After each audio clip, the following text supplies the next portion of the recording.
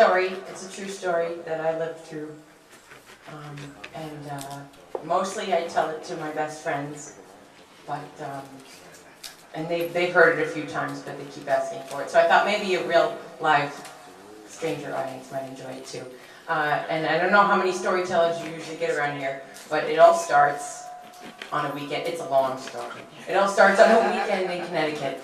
I promise you it'll be interesting by the end. So I go for a long weekend in Connecticut, where I'm from, and I go with my boyfriend. It just so happens his sister lives in Connecticut too. So they decided, since he didn't have to work the next couple of days, he was going to stay in Connecticut. And what there is in Connecticut, which is so appealing to him, is besides golf, is the sushi buffet. And so you go to the sushi buffet and you can have unlimited, delicious, amazing seafoods of all different kinds for like $9. And so I go back to New York City knowing that my boyfriend is in Connecticut eating at the sushi buffet, and I'm pissed off. So I go home and I go to work, and the next day I'm working with Kervin, my co-captain puppeteer over there. And Kervin happens to have a car, so this is where Kervin comes into the story.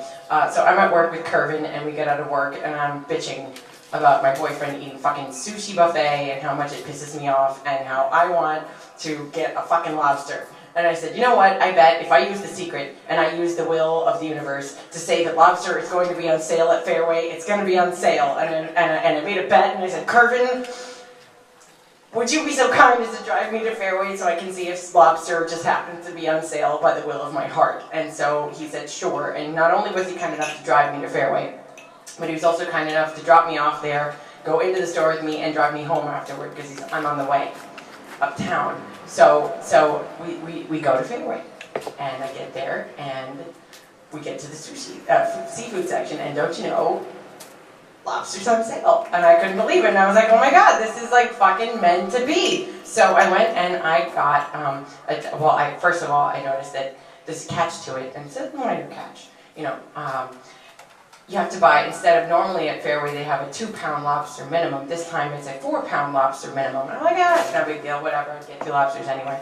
So I talked to the lady at the counter, and I said, pick me out a nice lobster, I want a nice one. She's like, oh, okay, so she got the lobster, and I'm just trusting her that it's going to be the best lobster ever. And then she takes the lobster, and she packages up in a little thing, and I'm looking at it being all alive, stuck inside this plastic bag. And we go back, and I take it home, and Kervin drops me off, and I go back into my apartment all by myself. Catch to it. Back to the catch. She mentioned when she was at the counter, oh, this is a little bit more than 5 pounds. I said, how much is it? She's like, a little under 5. A little under 5 pounds. I'm like, oh, it's no big deal. What's a pound difference anyway? So I go home with this 5-pound lobster. And I do what I usually do with lobsters, as I set it free on my kitchen floor so it can have a moment to itself before it dies in my stomach. And so I've got this lobster running around my kitchen floor, and with the rubber band still on its claws. And let me describe the claws for you. A 5-pound lobster's big, and the claws are probably about this big for one claw, right?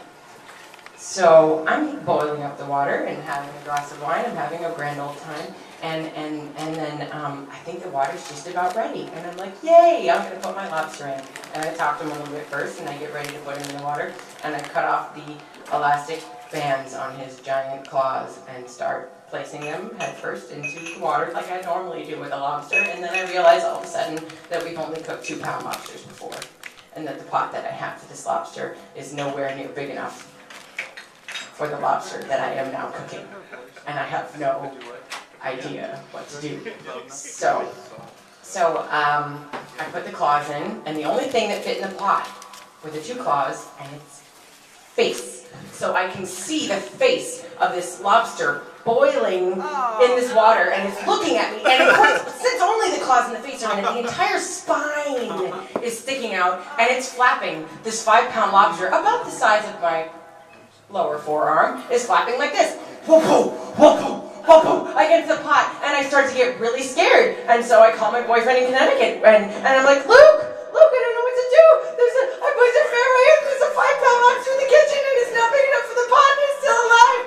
And then he's so starts laughing at me, and he says, I'm watching football, and hangs up the phone. And so I was like, oh fuck, he's from Maine. What am I supposed to do without someone from Maine to advise me on how to cook this fucking lobster? So I'm a little frustrated, and I go downstairs to have a cigarette. There's a point first. I had to hold the lobster with my hand while I'm on the phone. So I'm holding the lobster with one hand while it's flapping against the pot. It's really strong. And then I calm. I calm down and I grab a pot, another pot that's a kind of deep, and I stick it on top. So I figured maybe if I just stick this pot on top, then he can't get out. And I wait for a minute, and then just kind of flop, but it's not knocking the pot off. So I figure I'm okay. So I go downstairs and have a very frantic cigarette all by myself. And I realize I have a sea monster in my kitchen. So then I go back upstairs after my cigarette is over with another glass of wine, and I wait for the normal amount of time in which it takes to cook a lobster. And I figured by this point, if I keep waiting, its claws can't bite my head off anymore. So, because it's huge. Could probably snap my neck if this thing wanted to. I was terrified of my own dinner. So then I go back, and I thought about it for a long time, and I did the only thing that I thought that a human being would do. And I was very, very tormented by the fact that this lobster was suffering greatly with its face cooking and its claws cooking alive in this pot of water. It was very, very traumatic. So I go back upstairs, and I did the only thing I knew I could do, which was rip its claws off while it was still alive. Oh, God. And then I put the body into the water and waited for that to cook. And then just to be sure, Yeah! claws in too. And when I had the claws and the lobster all in the pot, it actually all fit in the pot once the lobster was, dead. But I mean, beforehand, it was really strong and big, so it was like holding itself up. So I couldn't squish it. And then I waited for a while in total anxiety, realizing I had just tortured and done this to this lobster. So I said a little prayer, and then I ate it anyway. Hey!